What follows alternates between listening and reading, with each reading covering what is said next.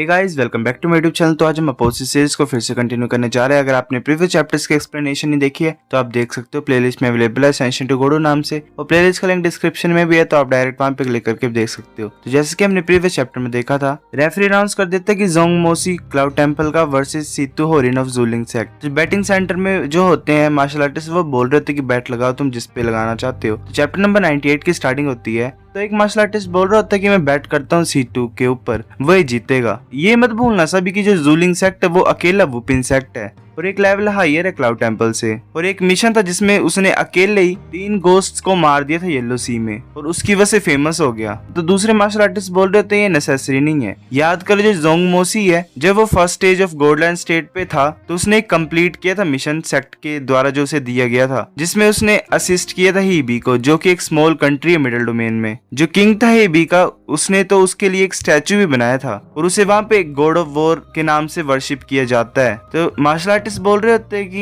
ये मैच तो बड़ा ज्यादा खतरनाक होने वाला है, जो कि प्रेडिक्शंस को भी डिफाई करता है। इसमें हम पता ही नहीं लगा सकते कि कौन जीतेगा कौन नहीं। जी बोल रहे होते अपने ब्रदर को कि मार्शल ब्रदर। उसका ब्रदर बोलता है क्या हुआ? जी बोल रहे होते भाई मुझे तुमसे बड़ी ज्यादा जलन हो रही है, क्योंकि तुम्हारी फाइट इतनी ज्यादा जल्दी आ गई, और मुझे तो ऐसा लग रहा है कि मेरी बारी तो कभी आएगी नहीं, ऐसा क्यों है? तो उसका जो भाई होता है वो उसके कंधे पे हाथ रखता है और बोलता है कि तुम्हें उदास होने की कोई जरूरत नहीं है। जो बेस्ट फाइट्स होती हैं वो हमेशा लास्ट में होती हैं, तो तुम्हें बस वेट करना है। जी चिल्ला के बोलते कि हे सुनो सभी, जिनके पास भी चैलेंजर पास है वो प्लीज मेरे से फाइट करें। तो इस सभी को ईस्ट हेरेटिक किंग भी सुन रहा होता है। ईस्ट हेरेटिक किंग के साथ एक बच्चा होता है, वो बोल रहा होता है कि मुझे इसके साथ फाइट करने दो फादर। वेल वो चूजी का बेटा है शायद। फिर हमें पता लगता है कि वो चूयून है, जो कि सन है चूजी का, middle stage of golden stage पे है। वो बोल रहा होता है कि तुम कुछ ज्यादा कॉन्फिडेंट हो। जी बोलता है हाँ, मैं इस पूरे कंपटीशन में फर्स्ट आऊंगा, पर मेरे से और ज्यादा वेट नहीं किया जाता, ये बड़ा ज्यादा बोरिंग है। चीयून बोल रहा होता है सच्ची मैं वेट नहीं कर पा रहा हूँ, चलो हम बाहर आउटसाइड में फाइट करते हैं। जो जूलिंग सेक्ट का पैट्रियार्च होता है वो बोलता है शांति से बैठ जाओ जी, तुम ऐसे रैंडमली फाइट स्टार्ट नहीं कर सकते हो। तो जी बोलता है ठीक है। चूजी बोल रहा होता है कि अभी भी तुम ऐसे क्यों हो टोइस्ट ऑफ एम्प्टीनेस, तुम्हें बच्चों को खेलने देना चाहिए, वो सिर्फ बच्चे ही हैं। फिर वो जी की तरफ देख रहा होता है ईस्ट हेरेटिक किंग, और बोल रहा होता है कि वैसे भी तुम्हारे जो सेक्ट के पास एक बड़ा ग्रेट टैलेंट आ गया है। जी सोच रहा होता है कि चूजी क्या बोल रहा है। अब चूजी सोच रहा होता है कि बच्चा कुछ ज्यादा डिफरेंट है, ये सिर्फ 15 साल का है, पर अभी से टॉप ऑफ सेलेस्टियल रेलम में पहुंच गया है। तो इसे हम नॉर्मल प्रोडिजी नहीं बोल सकते, बड़ा ग्रेट बंदा है, ये बड़ा ग्रेट मार्शल आर्टिस्ट है। मुझे ध्यान से देखना पड़ेगा इसको, ताकि मैं जान सकूं कि इसे दूसरे डिसिपल से डिफरेंट क्या बनाता है। तो जो पैट्रियार्च होता है जूलिंग सेक्ट वो बोलता है कि सॉरी इसके लिए ईस्ट हेरेटिक किंग। तो जो जोंग और सीतू होते हैं वो स्टेज पे आ जाते हैं। सीतू बोल रहा होता है कि एक्चुअली मैंने बड़ा ज्यादा वेट किया इस मूवमेंट के लिए जोंग, बिकॉज मुझे पता है कि तुमने भी लॉ ऑफ थंडर को मास्टर किया है, और मैं भी एक ऐसा कल्टिवेटर हूँ जिसने same he law of thunder को प्रैक्टिस किया है। मैं जानना चाहता हूँ कि हम दोनों के बीच में गैप कितना है। सितू अपने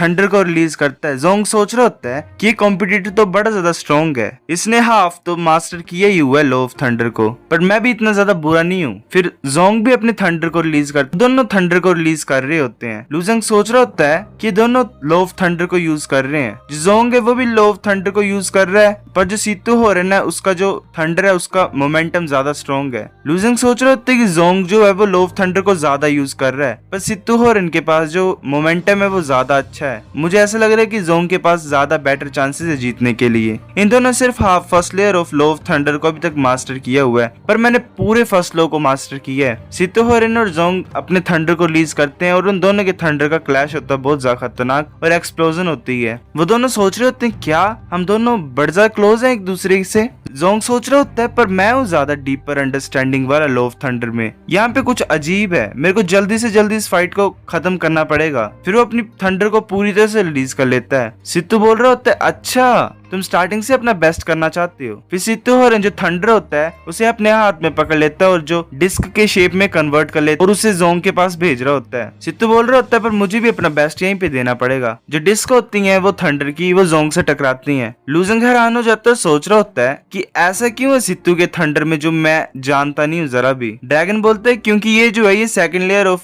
लॉ ऑफ थंडर से है, जिसको हम प्यूरिफिकेशन बोलते हैं। लूजंग बोलता है प्यूरिफिकेशन, तो अच्छा second layer of law of thunder में ऐसा होता है? ड्रैगन बोलता है हाँ, जो फर्स्ट लेयर ऑफ थंडर होती है उसको डिस्ट्रक्शन बोलते हैं, और जो सेकंड लेयर ऑफ थंडर होती है उसे हम प्योरिफिकेशन बोलते हैं, और थर्ड को डूम बोलते हैं। जब एक इंसान लिम्बो रेलम में पहुंचता है तो जो थंडर वो इनकाउंटर करता है वो थर्ड लेयर की होती है। लूजिंग बोल रहा होता है डिस्ट्रक्शन, प्योरिफिकेशन एंड डूम। फिर वो सोच रहा होता है कि मैंने मास्टर किए 9 डिफरेंट तरह के लोज को, पर जो अकेला थंडर लो है उसी के 10 लेयर्स हैं, और जो हर एक लेयर होती है वो सेम नहीं होती है। तो मुझे लगता है कि मेरे को अभी बढ़ ज्यादा है प्रैक्टिस करने के लिए। ड्रैगन बोल रहा होता है एक्चुअली जो बच्चा वो स्टेज के ऊपर फाइट कर रहा है उसने हाफ ऑफ फर्स्ट लेयर को मास्टर की और डिस्ट्रक्शन की।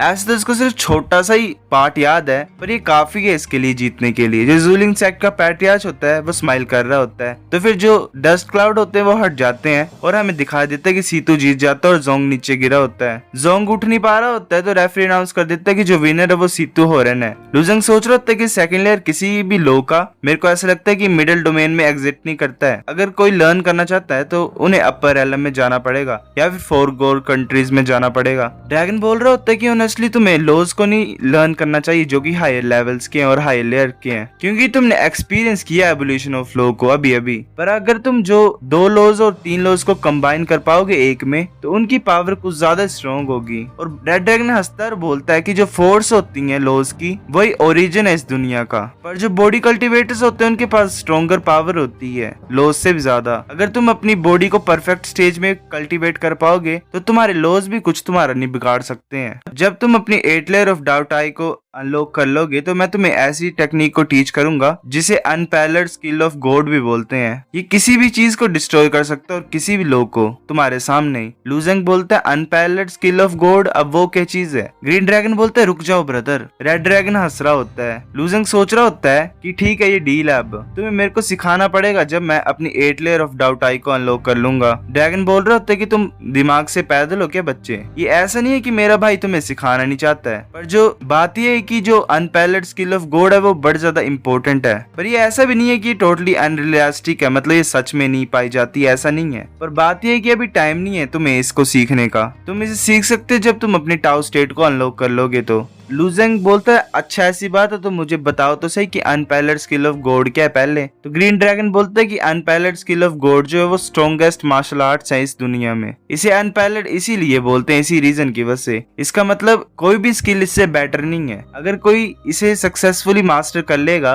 तो वो इंसान किंग बन जाएगा अपने रेलम का। लूजिंग इसे सुन के स्माइल करता है और बोलता है कि मैंने अपने एक्यू पॉइंट्स को तो ओपन कर लिया है, तो मुझे अपने टाउ स्टेट को भी ओपन करना स्टार्ट करना चाहिए। जब मैं ऐसा करूंगा तो तुम्हें मुझे वो स्किल को सिखाना ही पड़ेगा जिसका नाम है unparalleled skill of God. Red dragon बोलता है ओके ठीक है, पर मैं तुम्हें रिमाइंड करना चाहता हूँ कि इतना भी ज्यादा आसान नहीं है टाउ स्टेट को ओपन करना जितना तुम इसे सोच रहे हो, और स्पेशली इस मिडिल डोमेन में ये बड़ा ज्यादा डिफिकल्ट है इसको ओपन करना, उससे भी ज्यादा जितना कि तुम गोल्डन स्टेट और वर्चुअल डिजास्टर एरिया में पहुंच सकते हो। लूजिंग सोच रहा होता है कि मुझे पसंद आया तुम्हारा चैलेंज। इंस्ट्रक्टर बोलता है कि नेक्स्ट वन जो फाइट है वो Bucha of Bloodwood Cliff against losing from Cloud Temple. Losing सोच रहा होता है दोबारा मेरी बारी आ गई है। तो जो बूचा होता है ब्लडवुड क्लिफ का वो हंस रहा होता है, वो बोल रहा होता है फाइनली मेरा टाइम आ गया शाइन करने का, और ऊपर से मुझे एक स्ट्रॉन्ग ओपोनेंट मिला लूजिंग की तरह। तो जो उसके साथी डिस्पल्स होते हैं वो बोल रहे थे गुड लक सीनियर ब्रदर, ये फर्स्ट फाइट है डिस्पल ऑफ ब्लडवुड क्लिफ की, तो तुम्हें लोगों को शो करना है कि हमारी पावर क्या है और बताना है कि तुम कौन हो senior brother. Lady blood poison बोलते कि यहाँ पे आओ बूचा 2 मिनट। बूचा उसकी तरफ देख रहा होता है। लेडी ब्लड पॉइजन सोच रही होती है कि इस बच्चे ने एक बार मेरे को बुरा दिखाया हुआ था सभी के सामने, अब सही टाइम है बदला लेने का। फिर वो अपनी फिंगर को बाइट करती है और उससे ब्लड निकल आता है। बूचा बोलते कि मास्टर ये क्या कर रही है तुम? लेडी ब्लड पॉइजन बोलते कि तुम्हें चिंता करने की कोई जरूरत नहीं है, ये साउल किलिंग पॉइजन ब्लड है, ये तुम्हारी हेल्प करेगा तुम्हारे फुल पोटेंशियल को पहुंचाने के लिए थोड़े टाइम के लिए, पर जो तुम्हारी एज लॉस होगी इसकी वजह से मैं हेल्प करूंगी तुम्हारी ताकि वो तुम्हारे पास वापस आ सके, पर तुम्हें किसी भी कीमत पे उस बच्चे को मारना पड़ेगा। बूचा बोल रहा था कि मास्टर वेल मुझे ये ब्लड नहीं चाहिए उसे मारने के लिए, मैं तो उसे बिना इसके